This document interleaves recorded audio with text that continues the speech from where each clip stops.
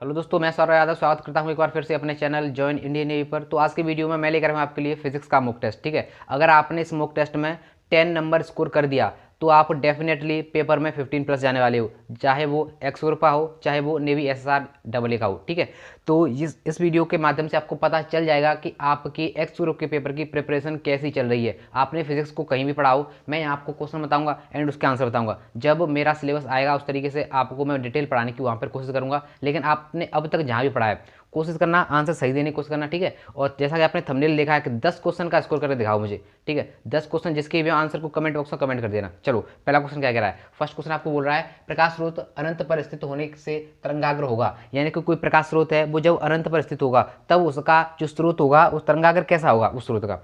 तो तरंगाग्र बताना है हमें। तो ऑप्शन नंबर ए कह रहा है आपका समतल, ऑप्शन नंबर बी कह रहा है गोलीय, ऑप्शन नंबर सी परवलयिक, ऑप्शन नंबर डी अतिपरवलयिक। ठीक है, आई होप आपको इधर भी दिख रहा होगा। ठीक है, तो इसका आंसर देने की कोशिश करो। ठीक है, क्वेश्चन नंबर 2 देखो। क्वेश्चन नंबर 2 आपको क्या बोल रहा है। क्वेश्चन नंबर दो ने बोला हुआ है आपको विकिरण की क्वांटम प्रकृति का सिद्धांत प्रतिपादित किया। ठीक है, ये आपका क्वेश्चन नंबर 2 है। एंड जो क्वेश्चन नंबर 3 है वो बोल रहा है आपको नीले रंग के एक वर्णीय प्रकाश का वायु में तरंग दैर्ध्य 420 nm है, इसका पानी में तरंग दैर्ध्य क्या होगा। 3 क्वेश्चन आपके आगे लिखे हुए हैं, आपको इनके आंसर्स बताने हैं सबसे पहले तो। ठीक है, तो ट्राई करो, उसके बाद मैं बताता हूँ। देखो, अगर हम इसकी बात करें, क्वेश्चन नंबर 1 की बात करें, तो अगर ये तरंगाग्र आपका कहाँ वो हो अनंत पर हो, अगर इसका जो स्रोत है वो अनंत पर होगा तो इसका तरंगाग्र कैसा होगा, समतल होगा। यानी कि ऑप्शन नंबर ए आपका राइट आंसर हो जाएगा। क्या आपका ये सही है।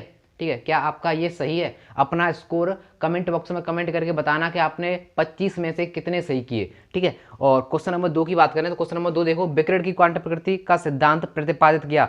ऑप्शन नंबर ए आपका राइट आंसर हो जाएगा। यानी कि मैक्स प्लांक ने, मैक्स प्लांक ई बराबर एच आपने पढ़ा होगा, वो किसने दिया, मैक्स प्लांक ने। तो उसी तो आप पढ़ते हो, क्या पढ़ते हो, प्लांक प्लांक प्लांक पढ़ते हो कि नहीं पढ़ते हो। ठीक है, अच्छा, अगले क्वेश्चन की बात करें तो नीले रंग के एक वर्णीय प्रकाश का वायु में तरंग दैर्ध्य 420 nm है, इसका पानी में तरंग दैर्ध्य क्या होगा। ठीक है, अगर आपने एक फॉर्मूला पढ़ा है, क्या n is equal to lambda a upon lambda m, ये आपकी तरंग दैर्ध्य होती है माध्यम में और ये होती है आपकी एयर में। ठीक है, अगर n हमारे पास दिया हुआ है, क्या दिया हुआ है हमें, इसका पानी का तरंग दैर्ध्य क्या, इसका पानी में तरंग दैर्ध्य क्या होगा। अच्छा, पानी में क्वेश्चन में कभी कभी दिया जाता है, जहाँ मैं लिख देता हूँ, वैसे पानी का अपर्तनांक कितना होता है, 4/3। ठीक है, लेकिन ये पानी का, वायु का या जल का, ये आपको मतलब जल का, वायु का, ये आपको पता होना चाहिए। ठीक है, वैसे ही 4/3 होता है, तो एन का मान 4/3। लेमडा एयर में आपको कितना दिया हुआ है, 420 nm, और लेमडा एम की वैल्यू मुझे नहीं लगता कि आपसे बचने वाली है यहाँ से निकालने के लिए। ठीक है, यानी कि ऑप्शन नंबर आपका सी राइट आंसर आएगा। ठीक है, आई होप आपको क्लियर हुआ होगा। चलते नेक्स्ट क्वेश्चन की ओर। चलो, तो ये देखो क्वेश्चन नंबर 4 आ चुका है आपका। देखो, सबसे पहले तो अगर मैं आपको बताऊं कि मैं आपको प्रैक्टिस करा रहा हूं और आप कहीं से भी कर रहे हो, अगर आप बेस्ट प्रैक्टिस सेट लगाना चाहते हो तो प्रैक्टिस सेट के लिए आप परीक्षा ऐप डाउनलोड करो, लिंक आपको डिस्क्रिप्शन में मिल जाएगा। परचेज करते वक्त कोड का ऑप्शन आएगा, उसके लिए आप इंडियन V40 यूज़ कर लेना, आपको 40% का डिस्काउंट मिल जाएगा। ठीक है, तो लिंक डिस्क्रिप्शन में है, जाओ और चेकआउट करो। देखो, क्वेश्चन नंबर 4 आपको क्या बोल रहा है, विद्युतीकरण का सही परीक्षण है, विद्युतीकरण का सही परीक्षण है। ऑप्शन क्वेश्चन नंबर 5 बोला है आपको द्रव्यमान के तुल्य विद्युतकी में है, और क्वेश्चन नंबर 6 बोला है आपको किसी बिंदु पर विभव मापक है। क्वेश्चन नंबर 3 क्वेश्चन आपके आगे लिखे हुए हैं, 3 के भी आंसर आपको कमेंट करने हैं, कमेंट नहीं करने हैं, आपको अपने आप से जवाब देने हैं। ठीक है, सीधी बात ये है, आपको टोटल स्कोर कमेंट करके बताना है कि आपका कितना रहा। प्रैक्टिस सेट कैसा लगा आपको, टफ था, इजी था, कैसा था, आपकी तैयारी कैसी चल रही है, कहाँ से कर रहे हो आप इस समय, वो आपको सब चीज़ बतानी है यहाँ पर। ठीक है, देखो, अगर क्वेश्चन नंबर 4 की बात करें तो विद्युतीकरण का सही परीक्षण है, तो आपको option number B right answer हो जाएगा। प्रतिकर्षण आपका विद्युतीकरण का सही परीक्षण है। क्वेश्चन नंबर 5 की बात करें कि द्रव्यमान के तुल्य विद्युतकी में है, तो द्रव्यमान के तुल्य विद्युतकी में क्या है, वो है आपका स्वप्रेरण। ऑप्शन नंबर बी आपका राइट आंसर हो जाएगा। ठीक है, अगर क्वेश्चन नंबर 6 की बात करें किसी बिंदु पर विभव मापक है, किसी बिंदु पर विभव मापक है, तो ऑप्शन नंबर सी आपका राइट आंसर हो जाएगा, यानी कि ऊर्जा।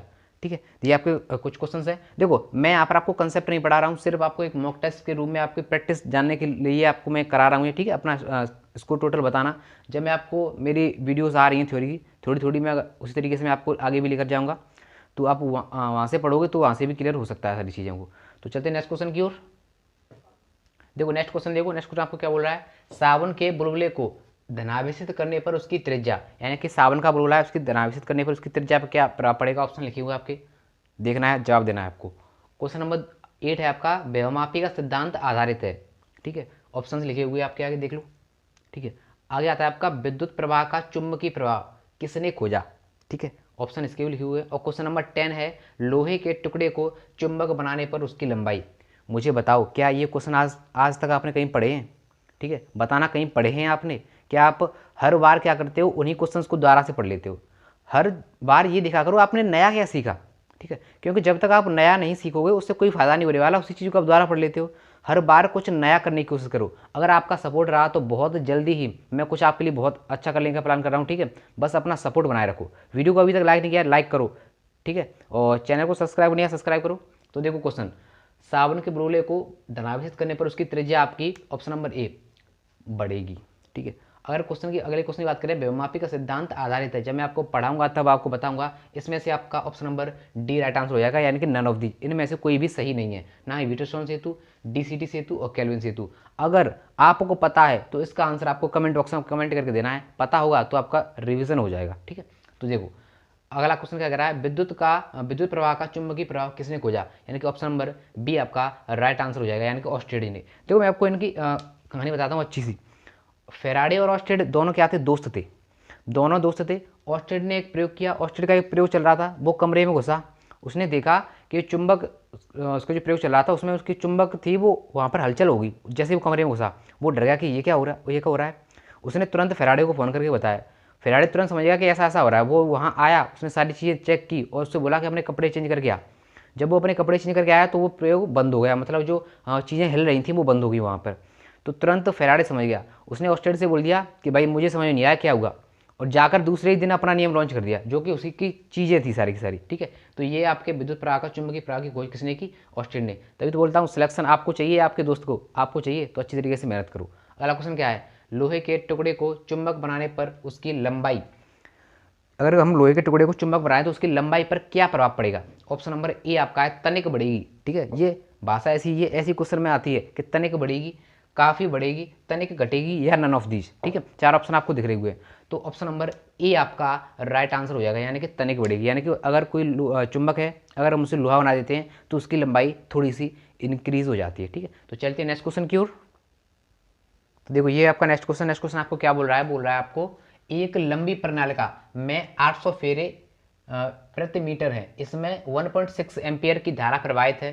प्रणालिका के अच्छे सिरे पर उत्पन्न चुंबकीय क्षेत्र, प्रणालिका के अच्छे से क्षेत्र पर क्या बोल रहा है, अच्छे सिरे पर उत्पन्न चुंबकीय क्षेत्र आपको बताना है, ठीक है। ऑप्शन आपको दिए हुए हैं, खुद से ट्राई करो, उसके बाद मैं बताता हूँ, ठीक है। चलो आई होप आपने कर लिया होगा। देखो प्रणालिका के अच्छे पर चुंबकीय क्षेत्र कितना होता है, आपका होता है ये B बराबर म्यू नॉट आई एन। ये फॉर्मूला आपने पढ़ा अच्छी तरीके से। यहाँ एन क्या होता है, आपकी फेरों की संख्या आपको कितनी दी हुई है, 800। अच्छा आई धारा होती है आप कितनी दी हुई है, 1.6 एम्पियर। अच्छा म्यू नॉट क्या होता है, 4 पाई इंटू 10⁻⁻7। अब आपको क्या निकालना है, यहाँ से आपको बी निकालना है। क्या अब ये मुझे करना चाहिए, क्वेश्चन करना चाहिए, ऑप्शन नंबर ए आपका राइट आंसर आएगा, ठीक है। क्वेश्चन फॉर्मूला ये है, सारी वैल्यूज मैंने बता दी हैं, आपको खुद से सॉल्व करना है, क्योंकि मैं सॉल्व कराऊंगा और टाइम ज़्यादा लग जाएगा उसके लिए। तो चलते हैं नेक्स्ट क्वेश्चन की ओर। तो ये आपके नेक्स्ट क्वेश्चन आपको क्या बोल रहा है, क्वेश्चन नंबर 12 बोल रहा है धारावाही तार के अक्ष पर स्थित विभिन्न बिंदुओं के चुंबकीय अक्ष पर चुंबकीय प्रेरण बी का मान पूछ रहा है, ठीक है। क्वेश्चन नंबर 13 बोल रहा है आपको चुंबकीय प्रवृत्ति तथा चुंबकीय पारगम्यता में संबंध, ये बताना है आपको। अच्छा नेक्स्ट क्वेश्चन आपको बोल रहा है किसी चालक में दिष्ट धारा जिस स्थान पर प्रवेश करती है उस स्थान को इनमें से क्या बोला जाता है, ठीक है। तो ऑप्शन नंबर अगर एक ही बात करें, अगर आपने अब तक ये कर लिया है तो देखो मेरा सुन लो। क्वेश्चन नंबर एक की बात करें तो इसका ऑप्शन नंबर ए आपका राइट आंसर हो जाएगा। किसी धारावाही चालक के अक्ष पर स्थित विभिन्न बिंदुओं चुंबकीय अक्ष पर स्थित प्रेरण बी का मान कितना होता है, वो शून्य होता है आपका। नेक्स्ट क्वेश्चन की बात करें चुंबकीय प्रवृत्ति तथा चुंबकीय पारगम्यता में संबंध, तो ये होता है आपका x = μr-1, यानी कि चुंबकीय प्रवृत्ति बराबर चुंबकीय पारगम्यता -1, ठीक है। ये आपका फॉर्मूला होता है, इसका डायरेक्ट फॉर्मूला याद रखना है आपको। अगला क्वेश्चन है किसी चालक में दिष्ट धारा जिस स्थान पर प्रवेश करती है उसे इनमें से क्या बोला जाता है। तो ऑप्शन नंबर ए आपको बोला कोई ध्रुव नहीं है, ऑप्शन नंबर बी उदासीन है, ऑप्शन नंबर अगला कह रहा है आपका दक्षिणी ध्रुव है, ऑप्शन नंबर डी उत्तरी ध्रुव है। तो इनका ऑप्शन नंबर डी आपका राइट आंसर हो जाएगा। जब दिष्ट धारा जिस स्थान पर प्रवेश करती है वो होता है आपका उत्तरी ध्रुव, ठीक है। तो चलते हैं नेक्स्ट क्वेश्चन की ओर। तो ये देखो ये आपका नेक्स्ट क्वेश्चन नंबर 15 आपको क्या बोल रहा है, जब एक धारावाही तार असमान चुंबकीय क्षेत्र में रखा जाता है तो तार पर बल की दिशा मंद से प्रबल चित्त की ओर। देखो आपको ये ऑप्शन देखकर आपका दिमाग घूम रहा होगा, खराब हो रहा होगा, ठीक है। मैंने वही ऑप्शन रखे हैं जो एग्जाम में आते हैं। भाई साहब पेपर आप तो पढ़ के जाते हो, पूरा सिलेबस कवर करके जाते हो, फिर दिक्कत कहाँ आती है? फिर फिजिक्स में बच्चे ज़्यादा क्यों फेल होते हैं? भाई फिजिक्स में बच्चे इसीलिए फेल होते हैं कि वो लैंग्वेज को चेंज कर करके देता है। तो मेरे अगर आप प्रैक्टिस सेट या मैं आपको जो कोर्स कराऊंगा उसे भी आप प्रॉपर फॉलो करोगे ना, तो वो सारे वर्ड्स से आपको मैं बाकी करा दूंगा कि आपको एग्जाम में बाहर नहीं जाएगा, ठीक है। वर्ड्स का ही तो अंतर होता है, उसी को समझना है अच्छी तरीके से। देखो क्या कह रहा है, मंद से प्रबल क्षेत्र की ओर किसी इच्छित दिशा में प्रबल से मंद दिशा की ओर, ऑप्शन नंबर डी नन। अगला क्वेश्चन है, एक चक्र में प्रत्यावर्ती धारा की दिशा बदलती है, कितनी बार बदलती है? 2 बार, 4 बार, 50 बार, 60 बार, ठीक है। आई होप दिख रहा होगा। अगला क्वेश्चन है, कोणीय विस्थापन की विमा। देखो विमा भी पूछिए तो कैसी पूछिए, टीडी सी, ठीक है। तो ऑप्शन नंबर 15 का ऑप्शन नंबर सी आपका राइट आंसर हो जाएगा, प्रबल से मंद क्षेत्र की ओर। यानी प्रबल का मतलब होता है आपका जहाँ पर चुंबकीय क्षेत्र कैसा है, मजबूत है, और मंद होता है तहाँ पर आपका चुंबकीय क्षेत्र कैसा है, कमजोर है, ठीक है। अगला क्वेश्चन आता है, एक चक्र में प्रत्यावर्ती धारा की दिशा कितना बदलती है? यानी कि ऑप्शन नंबर बी आपका राइट आंसर हो जाएगा। प्रत्यावर्ती धारा क्या होती है? रेस्ट करंट है, आपको पढ़ा होगा। इसी एक चक्कर में पूरा चक्कर कहाँ से, यहाँ से आई यहाँ तक आई, कितने बार बदलेगी? 2 बार। ऊपर आई फिर नीचे चलेगी, नीचे आई फिर ऊपर चलेगी, ठीक है। यानी कि कितनी बार बदलती है हमें? 2 बार। ऑप्शन नंबर ए आपका राइट आंसर हो जाएगा। अगर अगले क्वेश्चन की बात करें, कोणीय विस्थापन की विमा, तो कोणीय विस्थापन का आपको फॉर्मूला पता होना चाहिए, क्या होता है? चाप बटे त्रिज्या। कोणीय विस्थापन का फॉर्मूला क्या होता है? चाप बटे त्रिज्या। अगर मैं यहाँ लिखूँ चाप बटे त्रिज्या, ठीक है। अब चाप भी तो एक छोटी ही दूरी होगी, तो L अपॉन L, यानी कि ये कट जाता है तो ये क्या आता है? m की पावर 0, L की पावर 0, t की पावर 0, यानी कि ऑप्शन नंबर सी आपका राइट आंसर हो जाएगा, ठीक है। तो चलते हैं नेक्स्ट क्वेश्चन की ओर। तो ये देखो, ये आपका नेक्स्ट क्वेश्चन क्या बोल रहा है, a क्रॉस बी बराबर √3 a.b, तो a प्लस बी का मान पूछ रहा है आपको, ठीक है। कमेंट करो आंसर, देखो सॉल्व करो, कमेंट मत करना। कमेंट आपको सिर्फ आपको कमेंट करनी है टोटल स्कोर आपका 25 में से कितना सही आया और आपने कितने करने की कोशिश की थी, आपको ये बताना है, ठीक है। और प्रैक्टिस सेट कैसा लगा, वीडियो को लाइक नहीं किया तो लाइक, और मोटिवेशन के लिए एक अच्छा सा कमेंट, ठीक है। देखो अगला क्वेश्चन क्या है, किसी गतिमान पिंड का त्वरण निम्न में से किस ढाल द्वारा निरूपित होता है? वीटी ग्राफ यानी कि वेग समय ग्राफ, डब्ल्यूटी यानी कि कार्य समय ग्राफ, एक्सटी यानी कि विस्थापन समय ग्राफ, और आपको दिया हुआ है एफटी यानी कि बल समय ग्राफ, ठीक है। तो देखो पहले क्वेश्चन को सॉल्व करते हैं। सबसे पहले फर्स्ट क्वेश्चन आपको क्या दे रहा है कि ए डॉट बी इतना दिया आपको, तो देखो एक क्रॉस में पता है क्या होता है, a b sine theta equal to √3 a b क्या हो जाएगा, कॉस थीटा। वो डॉट है, ये क्रॉस है, ये डॉट है, ठीक है। देखो ए बी से ए बी चला जाएगा ना, ये इसके नीचे आएगा, तो टेन थीटा इक्वल टू 3, तो क्या √3 टेन कितनी वैल्यू होती है? 60 की, तो थीटा इक्वल टू कितना निकला है? 60 निकला है। अब वो किसकी वैल्यू पूछ रहा है? ए प्लस बी की। अगर मैं इसका स्क्वायर कर दूँ, समझना, तो क्या हो जाएगा? देखो ए प्लस बी, इसका स्क्वायर कर दूँ क्या हो जाएगा? A square plus B square plus 2a.b cos 60। Cos 60 value कितनी है? देखो कॉस थीटा हो जाएगा 60 है, थीटा कितना है? 60 है, तो 1/2, तो देखो 2 से 2 तो कट जाएगा, तो यहाँ से मैं इसे हटा दे रहा हूँ, ध्यान से देखना, ठीक है। अगर मैं ये हटा दूँ, अब इतना हो जाएगा। अब देखो मुझे मान पूछा है सिर्फ ए प्लस बी का, स्क्वायर का नहीं पूछा है, तो स्क्वायर से पलंग पावर ले जाऊँगा तो क्या हो जाएगा? A square plus B square plus A B की होल पावर 1/2, यानी कि ऑप्शन नंबर सी आपका राइट आंसर आ जाएगा, ठीक है। आई होप आपको समझ आया होगा। अगर नेक्स्ट क्वेश्चन की बात करें, क्या कर रहा है, किसी गतिमान पिंड का त्वरण निम्न में से किसकी ढाल द्वारा निरूपित होगा? ये आपको क्वेश्चन दिए हुए हैं, वीटी ग्राफ यानी कि विस्थापन, भी आपको बता चुका हूँ मैं पीछे क्या है सबकी, ठीक है। तो मैंने आपको जो वीडियो दी है फिजिक्स की, जो लास्ट वीडियो आपको मिली है, उससे एक पहली वीडियो में मैंने आपको ये सब चीज़ बताई थी कि वीटी ग्राफ की प्रवणता, वीटी ग्राफ की जो ढाल होती है, वीटी ग्राफ की जो ढाल होती है वो आपकी क्या एक्सेलरेशन है कि त्वरण निरूपित करती है, तो यानी कि VT graph option number A आपका राइट आंसर हो जाएगा। यानी कि वेग समय ग्राफ की जो ढाल होती है, तो वो आपकी क्या निरूपित करती है? प्रवणता को निरूपित करती है, ठीक है। तो चलते हैं नेक्स्ट क्वेश्चन की ओर। तो देखो नेक्स्ट क्वेश्चन आपको क्या बोल रहा है, निम्न में से प्रत्यावर्ती धारा के लिए सही चिन्ह। प्रत्यावर्ती धारा के लिए इन दोनों में से आपको सही चिन्ह बनाना है, क्या दोनों सही हैं या इनमें से एक भी सही नहीं है, ठीक है। ये आपको ऑप्शन दिए हुए हैं। अगला क्वेश्चन कह रहा है, वर्षा की बूंदें 3 किलोमीटर पर आवर की स्पीड से नीचे गिर रही हैं, एक मनुष्य वर्षा में 4 किलोमीटर पर आवर के वेग से चल रहा है, तो वर्षा की बूंद किस वेग से टकराएंगे उससे, उस व्यक्ति से किस वेग से टकराएंगे, आपको ये बताना है, ठीक है। तो अगर क्वेश्चन नंबर 20 की बात करें, तो इसका आपका ऑप्शन नंबर ए आपका राइट आंसर हो जाएगा, ठीक है। 1 2 3 4 5 ये इसको निरूपित करने का तरीका होता है। जब मैं आपको प्रत्यावर्ती धारा पढ़ाऊंगा तब आपको मैं बताऊंगा, किसी ने आज तक बताया है या नहीं बताया उससे मुझे कोई लेना देना नहीं है, जब मैं पढ़ाऊंगा तब बताऊंगा, ठीक है। अच्छा यहाँ देखो वर्षा की बूंद, तो मान चलो देखो हमें क्या करना है, हमें अपना क्वेश्चन सही करना है, साम दाम दंड भेद जो भी उसमें लगे उसमें लगाओ और सिलेक्शन पाओ, ठीक है, ये आपका ये मोटिव होना चाहिए। अब वर्षा की बूंद ऊपर से गिरेगी, व्यक्ति ऐसे चलेगा, ठीक है, वर्षा की बूंद ऊपर से ही तो गिरेगी और व्यक्ति क्या चल रहा होगा, ऐसे चल रहा होगा, ठीक है। तो ये दिया हुआ उसने कितना दिया है 3, ये क्या दिया है 4। तो अब आपको इतना तो पता है ट्रिपलेट क्या क्या होते हैं, ये कितना आएगा 5 आएगा। लंबा आधार कार्ड खूब सॉल्व किया है आपने, तो ऑप्शन नंबर आपका डी है वो राइट आंसर हो जाएगा, ठीक है। कभी आपको 3 4 दिख जाए तो 5 तो अपने आप आना ही आना है, 5 तो अपने आप ही आ जाएगा, 3 5 दिख जाएगा तो 4 आना ही आना है। अच्छा, और भी कई टेम्पलेट होते हैं, 6 8 10 इसका टेम्पलेट होता है। तो यहाँ से आपसे सोच सकते हो इस तरीके से, अगर उस तरीके से दिख रहा है तो वैसे देख लो, ऊपर से बूंद आएगी, व्यक्ति से चल रहा होगा, ठीक है, आपकी मर्जी हो वैसे देख लो। तो चलते हैं नेक्स्ट क्वेश्चन की ओर, 4 क्वेश्चन और बचे हुए हैं अभी, चलो। तो ये देखो, ये आपका नेक्स्ट क्वेश्चन नंबर 22 क्या बोल रहा है आपको, एक कार सड़क के मोड़ को 8 मीटर पर सेकंड की चाल से पार कर रही है, यदि घर्षण गुणांक 0.4 हो तो कार के मुड़ने की त्रिज्या, कार के मुड़ने की त्रिज्या बतानी है आपको, ऑप्शन आपको दी हुई है, ठीक है। क्वेश्चन नंबर अगला कह रहा है पूर्णतः अप्रत्याशित टक्कर के लिए, ये क्वेश्चन बहुत ईजी है, आई होप इसका आंसर सब आसानी से दे दोगे, ठीक, मुझे पता है इसका आंसर आप दे दोगे। तो चलो क्वेश्चन नंबर 22 सॉल्व करते हैं, वो भी आसानी है, टफ क्वेश्चन नहीं है, क्योंकि अगर आपने पढ़ा है क्या वृत्ति गति, अगर आपने अच्छे तरीके से पढ़ा है तो आप कर दोगे।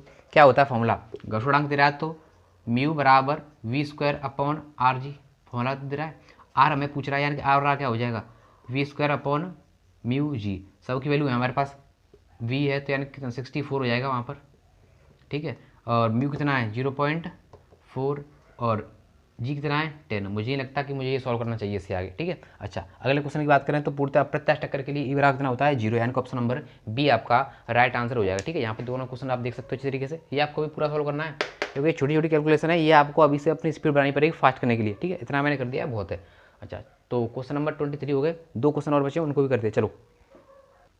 तो ये देखो, ये आपके नेक्स्ट क्वेश्चन, जो बच्चे को 2 क्वेश्चन है वो क्या कह रहे हैं, भू स्थिर उपग्रह का आवर्तकाल कितना है, तो आपको भू स्थिर उपग्रह का आवर्तकाल पूछा है, आसान क्वेश्चन है भाई, ये तो मुझे पता होगा, आप कर देंगे, ठीक है। मैंने तभी तो कोई ने कहा था 10 करके दिखा दो, सबके सब में अच्छे रख देता है तो आपको 10 भी नहीं आते और डिमोटिवेट हो जाते हैं आप। तो मुझे आपको डिमोटिवेट नहीं, आपको सच्चाई से रूबरू कराना है कि आपको पेपर किस तरीके से क्लियर करना है, ठीक है। तो अगर क्वेश्चन नंबर 25 कह रहा है हुक्का का नियम कब लागू होता है, तो ऑप्शन नंबर ए भू स्थिर उपग्रह का आवर्तकाल यानी कि 24 घंटे, ऑप्शन नंबर डी आपका राइट आंसर हो जाएगा। भू स्थिर उपग्रह का आवर्तकाल कितना होता है 24 घंटे होता है, और हुक्का का नियम कब लागू होता है, जब प्रत्यास्थता बड़ी हो, जब प्रत्यास्थता छोटी हो, जब प्रत्यास्थता कुछ भी हो, या नन ऑफ दीज, यानी कि हुक्का का नियम तब लागू होता है जब आपकी प्रत्यास्थता कैसी हो, छोटी छोटी हो, यानी कि ऑप्शन नंबर बी आपका राइट आंसर हो जाएगा। मुझे कमेंट करके बताना प्रैक्टिस सेट कैसा लगा, ठीक है। नेक्स्ट प्रैक्टिस सेट कब चाहिए, कितनी जल्दी चाहिए, आपको वो बताना है, और क्वेश्चन आपको बताने हैं, ठीक है। अपना स्कोर कमेंट बॉक्स में कमेंट करके बताना है, और ये बता, और जितना हो सके वीडियो को फैला दो। कोई भी बोलता है कि मेरी फिजिक्स की प्रिपरेशन ऐसी है ऐसी है ऐसी है, उसके पास भेजो, कितने आ रहे हैं भाई, उतना अपना स्कोर कमेंट करके बताओ, ठीक है। तो मैं मिलूंगा आपको नेक्स्ट वीडियो में, तब तक के लिए टेक केयर, बाय बाय।